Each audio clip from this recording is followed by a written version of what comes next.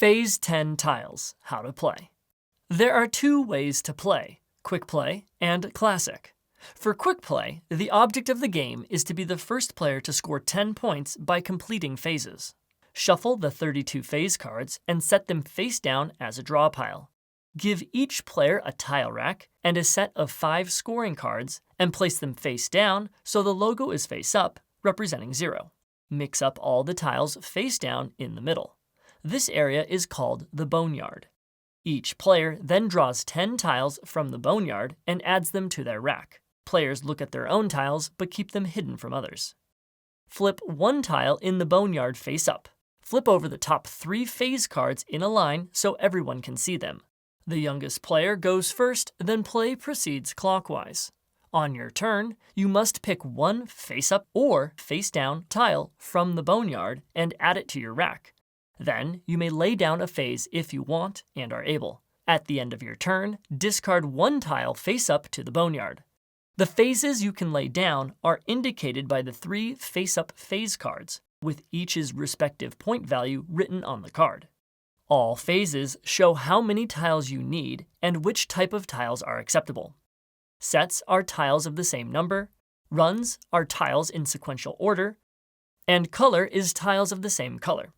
You are only allowed to make one phase each round. When you do, place the tiles face up on the table next to you. You must have the entire phase before you can lay down. You may not lay down partial phases. Once you have your phase, update your score pile by flipping to your new total score number. A wild tile may be used to represent any number and color. There is no limit to the number of wilds you can have in a phase, but you must have at least one number tile. Once a wild has been placed in a phase, its number and color cannot be changed for the rest of the round. Face-up wild tiles in the boneyard may be picked up during the draw phase. Skip tiles cause another player to lose their turn. To use, instead of discarding the tile to the boneyard, place it face up in front of another player. When that player's turn is reached, it is skipped and the tile is removed from the game for the rest of the round. Each player may only have one skip in front of them at a time.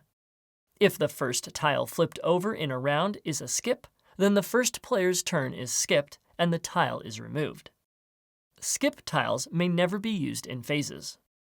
After making your phase for the round, you then need to try to get rid of the rest of your tiles by hitting. Hitting involves placing tiles onto any face-up phase on the table, including your own, that the tile can match to. You are not allowed to hit if you have not made your phase yet. You can hit any number of times on your turn. At the end of your turn, discard one tile face up to the boneyard.